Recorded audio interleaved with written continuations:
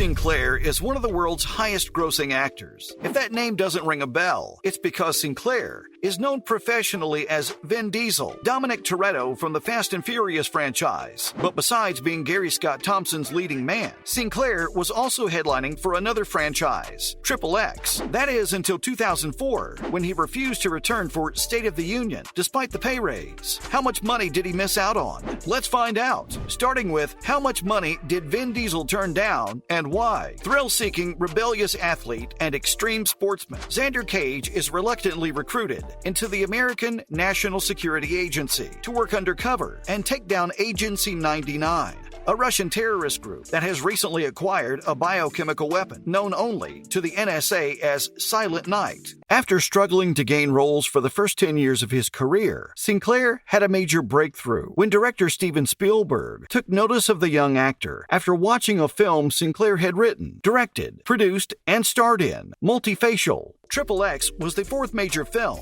that Vin Diesel starred in back in 2002, which cemented his place in Hollywood as an action hero. The 2002 film grossed a little under $300 million and was met with a lukewarm response overall, but with high praise for Sinclair's performance as Xander Cage. Reportedly, the actor received little shy of $10 million for his starring role in the film. Vin Diesel had nothing but high praises for the film and was reportedly eager to star in a sequel. However, when the opportunity came to star in the 2005 sequel, State of the Union, Sinclair turned down the offer, claiming that he would only have signed on had the original writers been a part of the sequel film. For context, much of the original crew was replaced for the 2005 sequel, including writer Richard Wilkes, who was replaced by Simon Kinberg. Consequently, Vin Diesel was replaced as well by Ice Cube, who starred as Darius Stone. The producers really wanted Sinclair on board, however, and they were willing to write him a huge paycheck. Sources claim that Vin Diesel was offered upwards of $20 million plus profits to star in State of the Union. Next up, Vin Diesel eventually returned for XXX, Return of Xander Cage. CIA agent Jane Mark tracks down Xander Cage, who faked his own death after the events of the first film and has been living in self-imposed exile in the Dominican Republic. Apparently, a terrorist organization has stolen an incredibly powerful device known as Pandora's Box from the CIA office in New York, a device capable of controlling satellites and essentially using them as targeted missiles on Earth. Xander Cage is asked to take up active duty once again to retrieve the device and bring the organization down. Richard Wilkes didn't return for XXX Return of Xander Cage, but Sinclair did. When asked what motivated him to return, he replied that he felt he owed it to the franchise to come back, and that it was time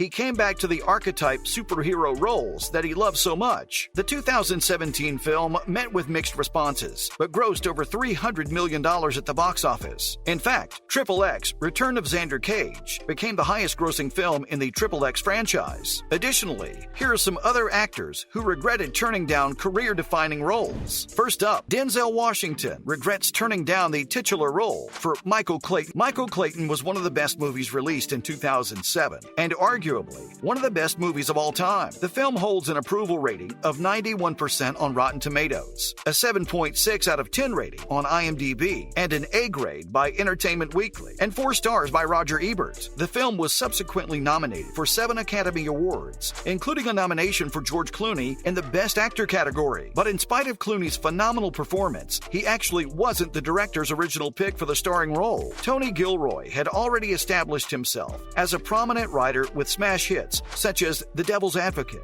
and The Cutting Edge, but hadn't dabbled in the world of directing until 2007. Michael Clayton was his directorial debut, and despite the fact that he was a well-known name in the industry, Denzel claimed that he felt nervous about working with a first-time director. The American Gangster star claimed that he had read and enjoyed the script, but passed on starring as Michael Clayton after finding out that Gilroy would be making his directorial debut through the film. Years later, Denzel revealed that he had regretted his decision ever since. Next, Leonardo DiCaprio could have been Dirk Diggler instead of Jack Dawson. Leonardo DiCaprio had already established himself as a household name by the age of 21. Before 1997, he had starred in This Boy's Life, The Basketball Diaries, and Romeo and Juliet, among other breakthrough films. However, by his own admission, admission, his role as Jack Dawson in Titanic was what steered his career into the direction it is today. The year is 1997, and DiCaprio is already popular. Mark Wahlberg, on the other hand, is known as nothing more than Donnie Wahlberg's younger brother. Paul Thomas Anderson, likewise, is a little-known name in Hollywood, with only a handful of devout fans. Anderson wanted to sign DiCaprio in the starring role of his second directorial film, Boogie Nights. DiCaprio recalled being interested in the role as Dirk Diggler, but had to turn down Boogie Nights because his agent thought starring as Jack Dawson was more akin to the image he already had. Plus, DiCaprio was nervous about working with Anderson, who hadn't had a career breakthrough yet. Ironically, Boogie Nights turned out to be Anderson's breakthrough. It was also the film that established Wahlberg as a force to be reckoned with in Hollywood. Years later, DiCaprio claimed that he wished he would have had the opportunity to star in both films. When asked if he would have preferred to play Dirk instead of Jack, the Wolf of Wall Street star claimed it would have been interesting to see how different his career would have been, having starred in Boogie Nights. Interesting fact, DiCaprio didn't want to star in Titanic either. More on that some other time. Moving on,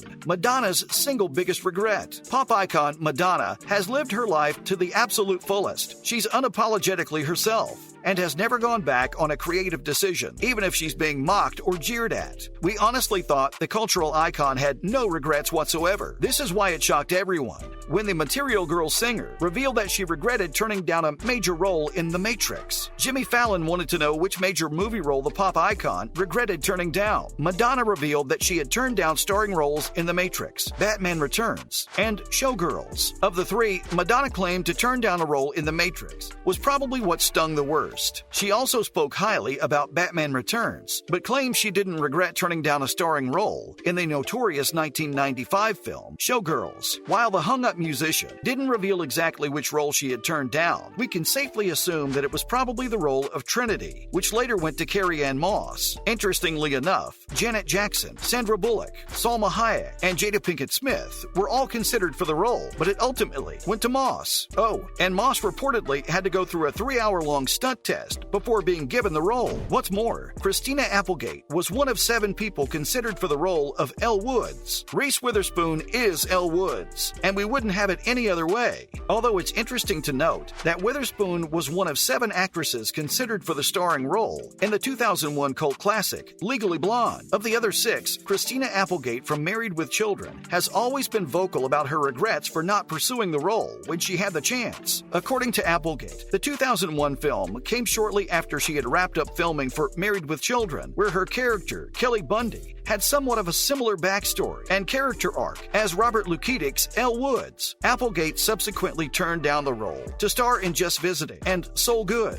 While the actress is disappointed with herself for turning down the iconic role, she claims that no one could have done it better than Witherspoon. And frankly, we agree. Here's something interesting. Search Legally Blonde on Google and click on the sparkly pink handbag that pops up at the right of your screen for an adorable surprise. Lastly, Eddie Murphy feels like an every time he watches Who Framed Roger Rabbit. Robert Zemeckis' adventure-action thriller, Who Framed Roger Rabbit, was well ahead of its time when it was released back in 1988. Bob Hoskins starred as Eddie Valiant, who teamed up alongside an ensemble of animated and live-action characters to solve murder mysteries. But before Hoskins was signed on, Zemeckis offered the leading role to Eddie Murphy. The long list of films Murphy has starred in is paralleled only by the long list of films he's turned down. Murphy reportedly turned down roles in Ghostbusters, Rush Hour, and Driving Miss Daisy. The only role he regrets turning down, however, is that of Eddie Valiant. Murphy reportedly couldn't grasp the concept of Zemeckis' film back in 1988, but now feels like an idiot every time he rewatches Who Framed Roger Rabbit. That's all for this video. Do you think Vin Diesel should have taken the money? Let us know in the comments down below. Give this video a thumbs up and subscribe for more.